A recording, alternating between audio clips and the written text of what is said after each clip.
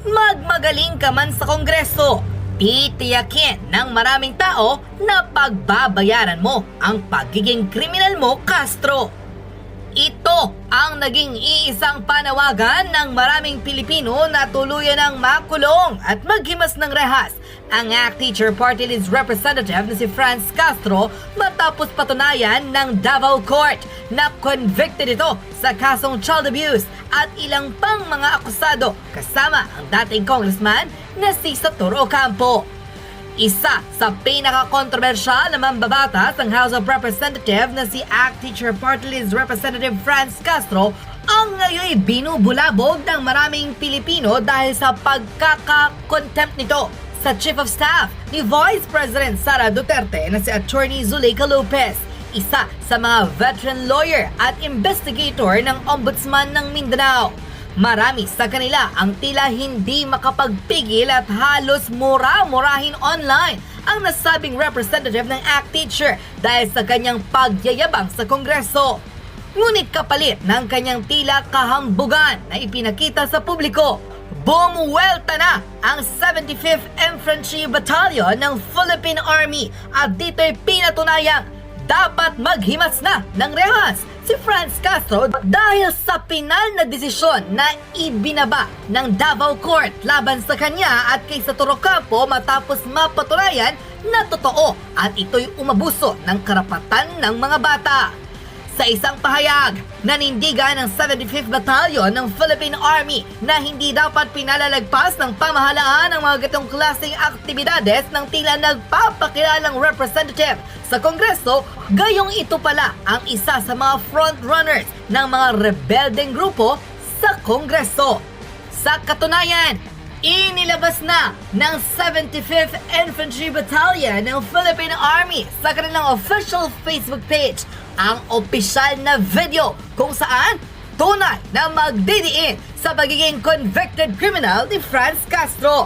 Ayon sa inilabas na ebidensya, tila kumpirmadong sinubukang itakas ni Castro at Saturo Ocampo ang mahigit sa 12 batang lumad sa Talaingod, Davao del Norte noong 2018. Ngunit nakalaboso sila ng otoridad maging ng mga pulis kaya't humantong ang lahat sa isang presintong harapan. Ayon mismo sa official Facebook post ng 75th Infantry Battalion Philippine Army, let us watch and listen to Bay Pilar Libayao as she scolded Saturo Ocampo and Franz Castro when they were caught snatching away more than a dozen lumad children in Talaingod in 2018. Bay Libayao is the matriarch of Manobo tribe of Talaingod. CBP-NP NDF exploitation of lumad children is real. Please share so that people may be enlightened. Unquote.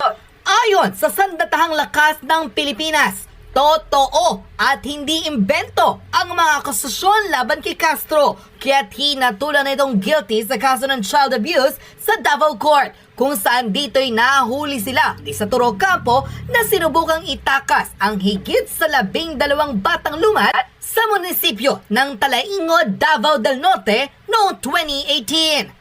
Isa pa sa mga shocking revelation, maging ang kilalang humanitarian lawyer at nagpakilalang dilawan na si Attorney Maria Cristina Conti ay naniniwalang dapat ang taong minsan nang na-convict na kriminal ay dapat magkulong na at maghimas ng rehas.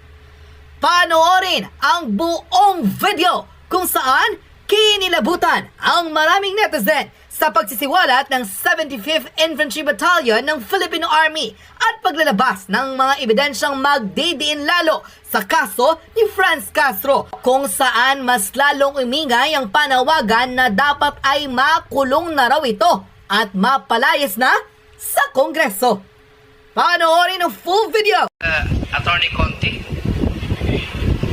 when would you consider a person a criminal? Your Honor, under the rules, a criminal would have to be convicted of a crime. Even if you have been convicted sa, for example, regional trial court, nag-appeal siya hanggang sa Korte Suprema, is already considered a criminal under the eyes of the law? Yes, Your Honor, because there is a conviction. Of course, you can contest that. Pwede nyo pong sabihin na, under appeal pa rin naman, but the conviction stands. It could be just that hindi siya nagsiserve ng sentence. Hindi ba parang ironic na may isang kriminal dyan sa House of Representative na nag-iimbestiga sa EJK? Imagine nyo, no? Convicted ka. So, ibig sabihin, criminal nga si Castro. Tapos, kung ano-ano mga pinagsasabi kay PRRD. Tama nga naman si VP Sara. Bakit nila inaalaw ang isang convicted na umupo pa dyan sa loob ng House of Representatives? Ayan, no, galing na kay Attorney Conti, diba? Ayon kay Attorney Conti, and I quote her, ang isang kriminal daw ay masasabing kung ikaw ay convicted. And even if ikaw ay may appeal, still, nagsistand pa rin yung pagiging convicted mo, diba, Castro? So, bakit hinaalaw ng Duwadcom ang mga gaya ni Castro na isang convicted na magtatanong at mag-iimbestiga? Kaya kahapon, di ba parang nakakatawa, hindi nga weird eh. Ang awkward. Yung mga pinagsasabi ni Castro, nakakala mo, meron talaga malasakit sa mga maliliit, sa mga kabataan, knowing that, siya mismo, yun nga yung rason kung bakit siya na-convict. May involvement sa kidnapping. So, paano ba yan, Franz Castro? Mismong kakampi mo na. Si Attorney Conti ang nagsabi na ikaw ay isang kriminal. Tapos may kapal ka ng muka, makisawsaw at mag-imbestiga. Sa bagay, yung ibig sabihin nga ng stupid sa Tagalog, hindi mo alam.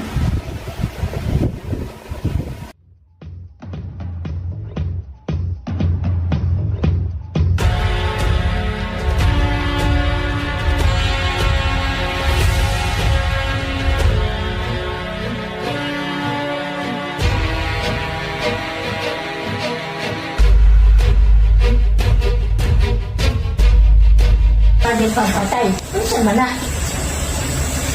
Dili na kayo. Kaming mga nagsigo, magdako ang among pag-respeto. Pero kamo, mag-respeto mo, pero bikuanan yung mga bata dito. Oh.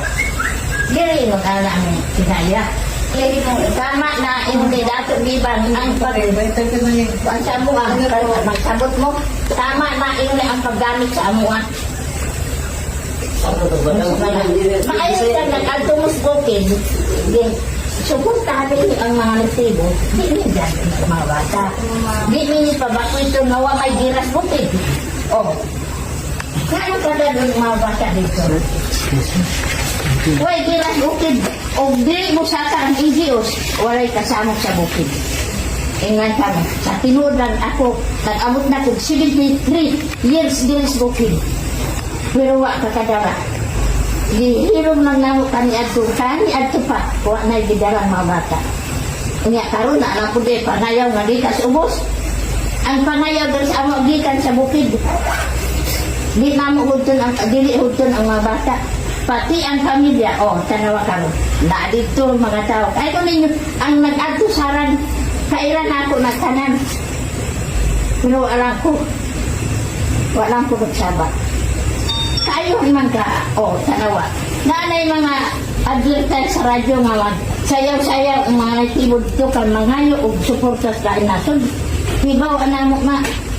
Sa ato pa, ang among una-una, ibaligya ang tribo namo. Gaano sa ato ninyo, dali kakaro, dili makaabot ang mga tribo. Unya karon nino, maabot ng sabaw.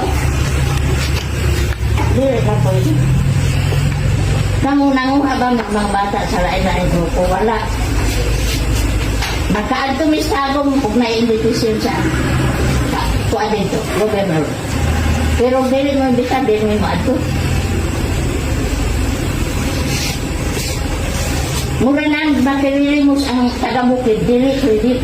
Manisamot magaling yung magtrabaho. Aron makataon ang mga kabataan sa bukid. Karoon lang nga panahon nga pagsuod dito na isamok. Kaya pagkakabiit, maayo ang angels, may istorya sa mga bata. Pagkakabiit, o di mamakwit, o, naiad madong mo saka. Unsa man na. May magnangit-angit away. Wala man eh. Interpret sana, yung ikaw mo interpret. Wala man minangitan away ang mga nitibo. So, tiyanta mo, walay mo saka nga sundaro kung wala ang sapitas. Tinganta mo, sa tinood lang. Unya, maudi ay nalipatay ang akong bana, kaya aron di may makatubad. Kana si Libayaw, gipatay mismo sa NPA. Antod karong way justisya ni Bayaw, nalata na lang. Kaya, napay announcement sa radyo, nga, ang NPA dunay human rights, pero ang military wala. Ang natibong mamatay wala human rights. Wa man ko'y grabanan, kay naman gusto ba? Natibo man ko. Ako may tag-iaaning kuan, kalaingod. Magpatunga ko. Kung magmaayon kung ulta, ang Indians Martis Bukid, ay arang-aranga, masagdan na ako sila. Basta tao sa Bukid akong tao, akong kuan, membro. Muingon sila nga, ang sundarong abo sa wala. Ang NPA ang muuna og patay sa sundaro. Oh, kanilang ang NPA makasabot siya. Ano na lang po. Ako nasabdan ko kamay. Ang sinasabi ni Kay Pilar,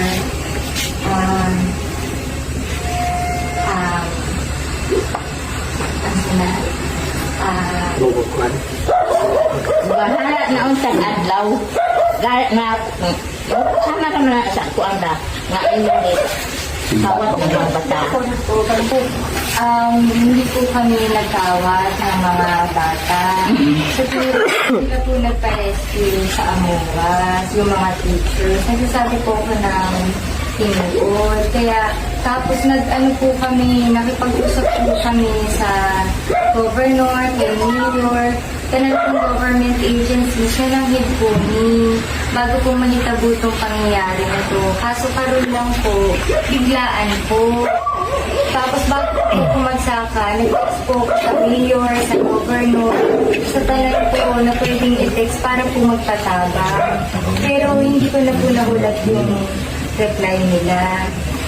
Yun po yung gusto kong ipaliwanag na emergency lang po. Hindi po namin unsang gagawin sa mga bata. Kaya nga daghan po rin na kaya kami na may mga pastor, ganun po, para magpaliwanag at saka magtiyak po na ligtas po yung mga bata. Yun lang naman po yung tulo namin. Wala po kami ibang tulo na hindi maayon. Nanong emergency man nga, wala man giharas ng mga bata. Mas naipagawasan natin doon ka buong mga bata. Pwede pong teacher mag-story. Pwede po. Sige po. Magkano na to, kung giharas ba mo dito? Kung saan na, nanong magkano mo? Ha? Ang bata. Pwede pong Uban ang maestra. Nanong magkayon mo nga emergency. Nawa man na din siya sila dito. Sige po. Gusto po namin talagang ipaliwanag. Tapos magpapablotter po talaga kami. Kasi, Napapukan kami kanina. opo, yung po talaga yung... Ipabutuhan niyo po sa kadalan. Ano siya? Pagpahuli namin dito. Alangan taikot na nila. Kaya nagtibo man ang kuwan. Mga bata, nganong po ang gambitas itong gabi? Kung sa may problema. Pero, Nabay diras bukid, doon siya. nagpaano po kami, nalagit po kami dun sa checkpoint po sa Igang. Nagpaliwanag po kami. Tapos pinalapos po kami. Yun po kaya gusto po talaga namin magpaliwanag para alam po rin ng mga pulisya. Kagano ninyo, bisag daw ka po bata. Dili, pwede maka-interrupt ka ng istorya mo. Ang ako alam, kung Bisaya man ang maestra ninyo, kanang dala ninyo. Pero ang mga bata yan yung dala. Iraptan. Kay nanay gisulti lang mo dito sa silaban nga, ayaw na kami sa eskwelahan ninyo. Basta ang makuhaan yun, wala na yung maestra kuhaan dito sa inyo, maestra. Kaya kung maluwi naman po sa suros sa tao. Pero wala ang tanin yung gibuhat na. Una-una, Day, ma'am, estudyante na mo nga college, gipatay ninyo. Kahit nga dato, gipatay ninyo. Pero na ang bato naman tayo. Kara mo sulod mo dito, nanay gira. Kay pamatyo ninyo ang mga dato. Mauna nga mo, ayaw na kami sa inyo. Karong tayo gawa sa dato gibang, dili na kami gusto nga mo balik pa mo. Makasabot mo sa nagbolunteer si dato gibang nagawas. Nakasabot sa inyo ang trabaho nga dili maayo. Ikaw, pastor, kung ginuwang bulitan nimo, ginulang may apil-apil sa dautan. Kanang giblihan ninyo. Siguro, dautan na ang pagbasa ninyo sa Biblia. Dili na tamo bulit ang Biblia o mo apil-apil ka na. Karon, iuna ni karon gibuhat ninyo, maayo ba nang gibuhat ninyo? Gabi pa kayo dako. Pasalamat lang mo kay wala mo nagsulod karon sa nasilaban. Basig kamo urot mamatay dito. Mailang kay butan ng diya sa igang, di pakawas pa mo. Muna nga lang ko sa inyo, ang amo ang mga bata, ipagawas din, ang maestra ninyo muna ang dalo ninyo. Dili karon, pagtuloy ninyo makagawas mo, dili sugod na makagawas mo. Basta din nito inawag ang mga bata. Dili po pwede nga kami inyong ibla. Dili nga kami mahadlok mamatay, kay di pamatay na kami ninyo. Naman po namin kayo. Hindi magkakarate. Hindi naman po yun yung tuyo na. Karaliyo, kami ang mamatay, niya kamo. Dater, kamu ang gumaysala, dapat kamu ang among dater. Dili kami, kay tagang ini. Pero wala po, hindi po ganun po talaga yung tuyo namin. Hindi po kayo yung ibag-latter namin. Magre-report lang po kami kung saan sa nagtabo. Hindi rin naman po kami bigyan sa taas. Ang sinasabi ko lang po, nag-responde lang kami dahil nga po, nanghangyo ng tulong yung mga teachers namin. Okay na, ma'am. Okay na ipagawa. Kung maestra ang naging baba, bibiyaan ng mga bata, kung sa may katarungan mo rescue. Dili na kami gusto, nga napay maestra dito sa bukid. Sige po, okay naman po yung kapag-usapan. Pero ang ano po sa kasalukuyan nga po, Walang balik-balik yung istorya ninyo nga kuan usapan. Wala dili na kami gusto nga usapan pa. Kay dagan nang namatay sa amo ah. ako, Kahit estudyante na mo, gipatay ninyo sa tao ninyo. Basta nga lang na sa NGO, mo na, mupatay din sa amo ah.